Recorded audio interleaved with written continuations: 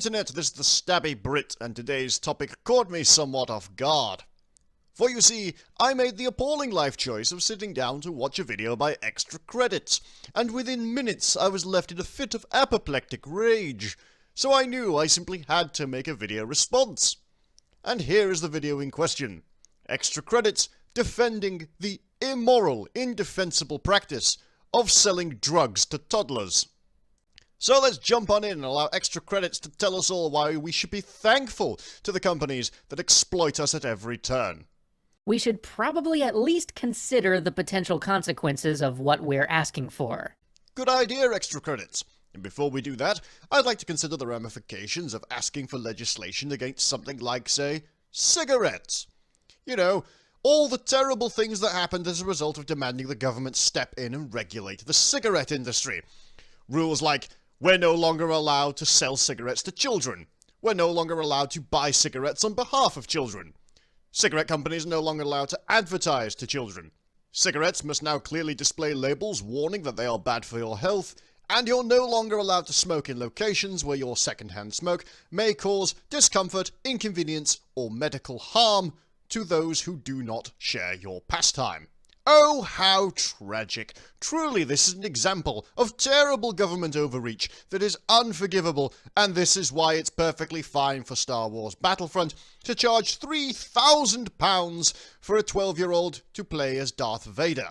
For one thing, gambling is illegal in a number of states, not just to facilitate, but to participate in. This means that under those laws, game makers aren't just committing a crime by selling these games. Players are committing a crime by playing them.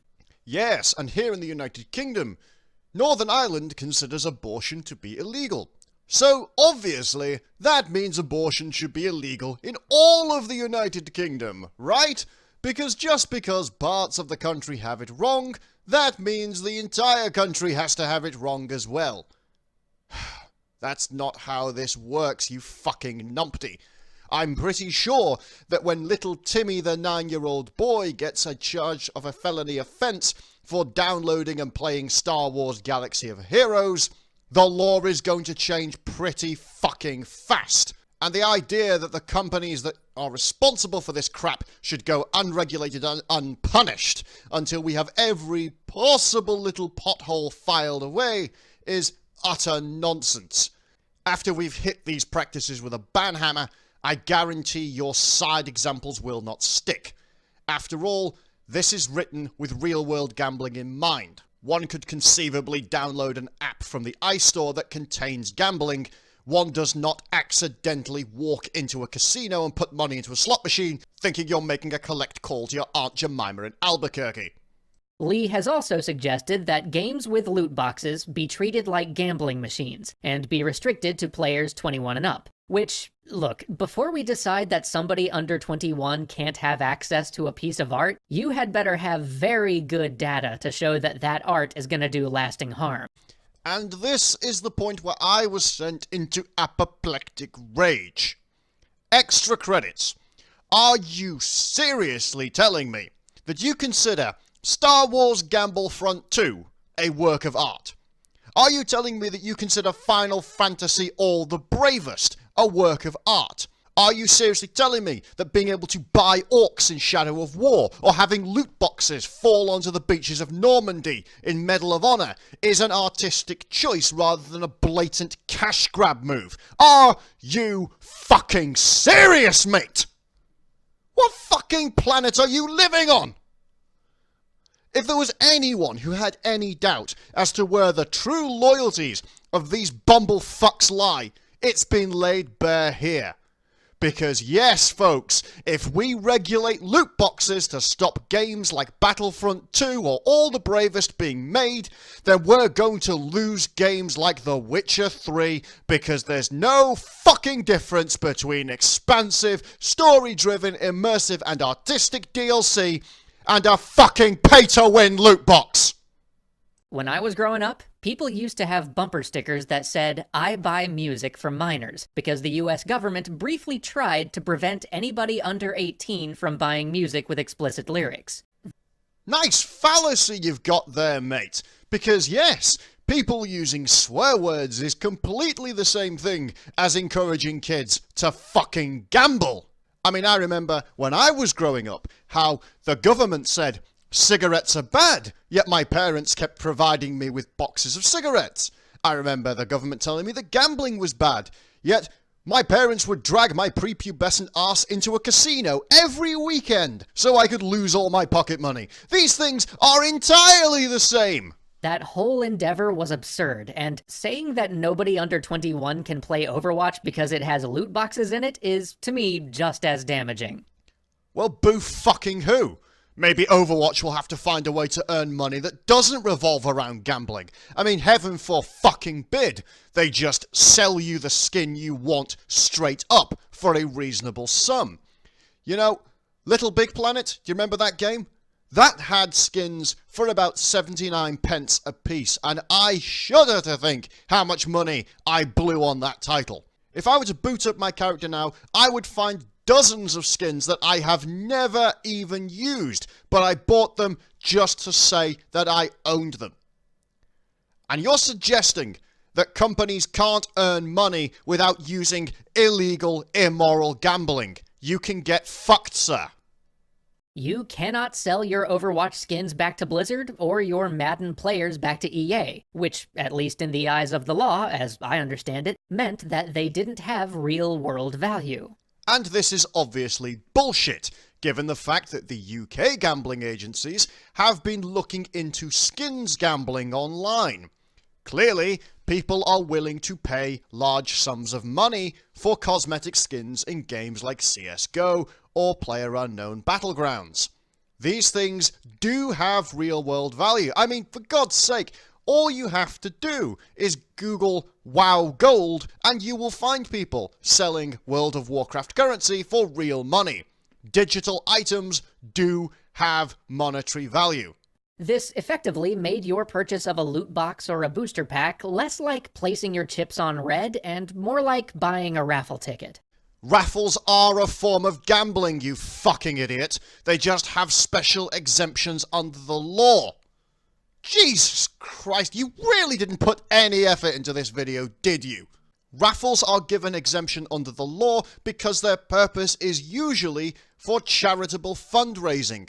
The goal is to persuade people to give money to a worthy cause, and you arrange some sort of random prize for some of the people involved as a little extra incentive. This is in no way comparable to loot boxes. I don't see EA ending world hunger with their fucking disgusting profiteering. Like, first off, banning players. I have seen so many player responses to bans over my career, and one of the most common, often from the most toxic, racist, or homophobic players is, "You can't ban me. I have spent $300 on your game. You're stealing my money, and I'm going to sue you." Yes, because I'm pretty sure there are no laws in place that allow the government to already take away the property of people who misuse it. Let's be honest here, extra credits. Just because someone called you a Muslim nigger Jew doesn't mean they need to be banned. The problem is, you think they do. You think words are violence. I don't.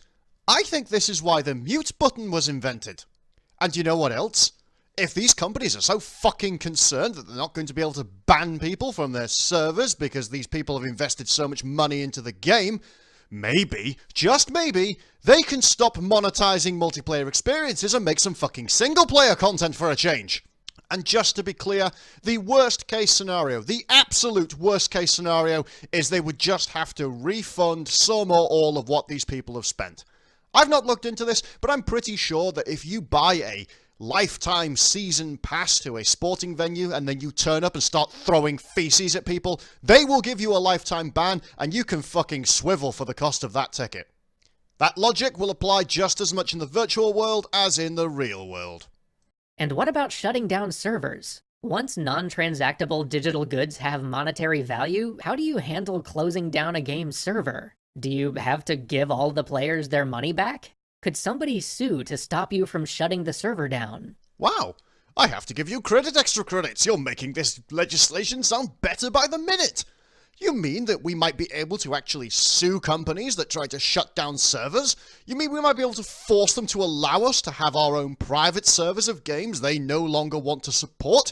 You mean we might actually be able to tell people to go fuck themselves when they say we should abandon our beloved title and move on to the inferior loot box riddled successor?